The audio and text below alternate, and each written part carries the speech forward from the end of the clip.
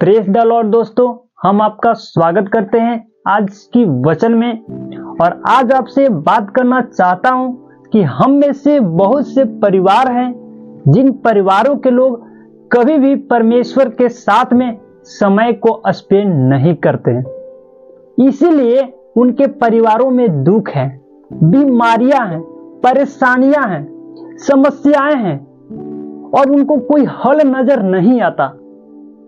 दरवाजे बंद हैं, रुकावटें हैं, असफलता है, अशांति है, मन व्याकुल है, बच्चे गलत रास्ते पर चले गए हैं। कारण क्या है?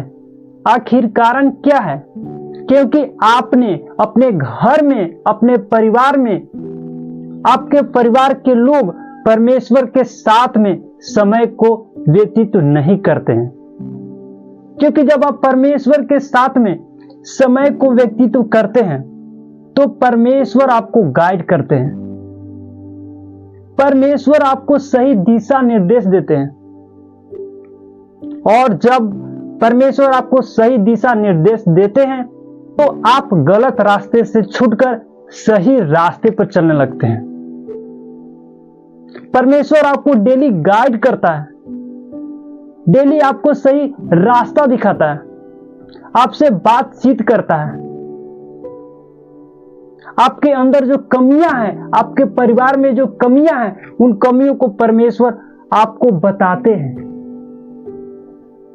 और फिर उन कमियों को परमेश्वर आपके जीवन से दूर करते हैं। तो जब आप समय व्यतीत करते हैं परमेश्वर के साथ में, तो जब आप समय व्यतीत करते हैं परमेश्वर के साथ में, तो आपका परिवार एक अच्छा मसीह परिवार, एक समृद्ध परिवार, एक खुशहाल परिवार, एक आनंद परिवार, खुशियों से भरा हुआ परिवार बन जाता है। लेकिन वही दूसरी साइड, अगर आप परमेश्वर के साथ में समय व्यतीत नहीं करते हैं तो हो सकता है कुछ लोग गलत रास्ते पर चले गए हैं, गलत रिलेशनशिप में फंस गए हैं, लड़ाई झगड़े हो रहे हैं, अशांति जीवन में आ जाए। हो सकता है क्योंकि सब कुछ का स्रोत देने वाला परमेश्वर है, सब अच्छी बातों को देने वाला परमेश्वर है, इन बुराइयों से बाहर निकालने वाला परमेश्वर है। और यदि आप उसके ही साथ में समय व्यतीत नहीं करेंगे तो आप इन जालों में और फंसते चले जाएंगे। यदि कोई बच्चे गलत रास्ते पर हैं और वो परमेश्वर के वचन को पढ़ता है तो एक ना एक दिन परमेश्वर का वचन उसे करेक्ट करेगा और वो अपने आप उस गलत रास्ते को छोड़कर वो सही रास्ते पर चलने लगेगा। ऐसे ही यदि आप किसी भी प्रॉब्लम में हैं, किसी भी समस्या में हैं, तो जब आप परमेश्वर के साथ में समय को व्यतीत करेंगे तो परमेश्वर आपके लिए भी मार्ग को निकालेगा। आप जानते हैं, जब हमारा कोई मित्र होता है और उसके साथ में जब हम समय को व्यतीत करते हैं, उससे जब हम अपना दुख शेयर करते हैं, अपनी प्रॉब्लम को शेयर करते हैं, तो वह साथी, वो सदस्य या फिर वो जो फ्रेंड है, वो जो दोस्त है, हमें गाइड करता है, वो हमें सही रास्ता दिखाता है, उस समस्या से बाहर निकलने के लिए वो कोशिश करता है। इसी प्रकार से परमेश्वर भी है। जब आप उनके साथ में समय व्यतीत करते हैं, उनसे आप बातचीत करते हैं, जब उनके सामने आप अपनी बातों को रखते हैं, समय को व्यतीत करते हैं परमेश्वर की उपस्थिति में, तो आपको गाइड करते हैं। गाइड ही नहीं, परमेश्वर आपको उस समस्या से बाहर निकालते हैं। इसीलिए प्रभु यीशु मसीह अपने चेलों से कहते हैं, लोगों से कहते हैं, एक वचन को हम लोग पढ़ेंगे, मत्ती रचित सुसमाचार उसका 11 अध्याय 28, 29 और 30 पद में लिखा है, हे सब परिश्रम करने वालों और बोझ से दबे हुए लोगों, मेरे पास आओ, मैं तुम्हें विश्राम दूंगा। मेरा जुआ अपने ऊपर उठा लो और मुझसे सीखो, क्योंकि मैं नम्र और मन में दीन हूं और तुम अपने मन में विश्राम पाओगे।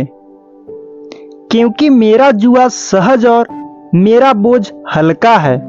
परमेश्वर का वचन कहता है, हे सब परिश्रम करने वाले और बोझ से दबे हुए लोगों, मेरे पास आओ, मैं तुम्हें विश्राम दूंगा। मेरे साथ में समय व्यतीत करो, मैं तुम्हें शांति दूंगा। मैं तुम्हें आराम दूंगा। मैं तुम्हें जीवन में सब कुछ ठीक कर दूंगा। व्याकुल और परेशान लोगों, दुखी और निराश लोगों, मेरे पास आओ। असफल लोगों, मेरे पास आओ। गलत रास्ते पर चलने वाले लोगों, मेरे पास आओ। मैं तुम्हें विश्राम दूंगा। मैं तुम्हें शांति दूंगा। मैं तुम्हें आनंद दूंगा। मैं तुम्हें खुशियां दूंगा। मैं तुम्हें अच्छा स्वास्थ्य दूंगा। सब कुछ मैं दूंगा। एक अच्छा लाइफ पार्टनर दूंगा। तुम मेरी संगति में रहो। तुम मेरे साथ में तो समय व्यतीत करो।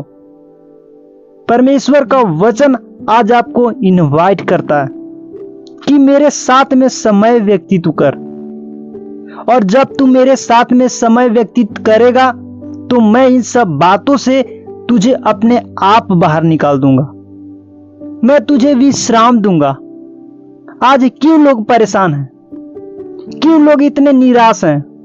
क्योंकि वो परमेश्वर के साथ में समय व्यतीत नहीं कर रहे हैं। वो अपने परेशानियों में ही फंसे हुए हैं। लेकिन मैं आपसे कहना चाहूंगा, चाहे आपके जीवन में कैसी भी परिस्थिति क्यों ना हो, लेकिन आप परमेश्वर के साथ में समय व्यतीत करें। जब आप परमेश्वर के साथ में समय व्यतीत करते हैं तो परमेश्वर आपको विश्राम देते हैं। परमेश्वर आपको शांति देते हैं, आपको आनंद देते हैं, आपको सही रास्ता बताते हैं, आपको उस समस्या से बाहर निकालते हैं। आज कमी है इस चीज की, परिवारों में देखी जाती है कि लोग परेशान हैं, लोग निराश हैं, लेकिन वो परमेश्वर के साथ में समय को व्यतीत नहीं करते हैं। आज मैं आपको उत्साहित करना चाहूंगा कि परमेश्वर के साथ में समय को व्यतीत करें। बहुत से भाई बहनों ने हमें अपनी गवाही भेजी है जो कभी प्रार्थना नहीं करते थे, अब वो रोज सुबह शाम हमारे साथ में जुड़कर प्रार्थना करते हैं।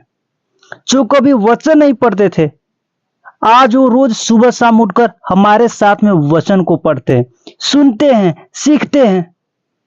तो प्रियो, मैं बता दूं, मैं आप लोगों को वचन ही बताता हूं, तो आप लोग इस YouTube चैनल के माध्यम से आप वचन को सीख सकते हैं, वचन को आप पढ़ सकते हैं। जिनके परिवारों में लड़ाई झगड़े थे, दूरियां थी, अशांति था और एक मसीह परिवार वो नहीं थे, लेकिन जब उन्होंने हमारे साथ में मिलकर प्रार्थनाएं और वचन सुनना शुरू किया, तब उनका परिवार एक मसीह परिवार हुआ और उनका घर का माहौल अच्छा हुआ। एक आत्मिक माहौल उनके परिवार में है।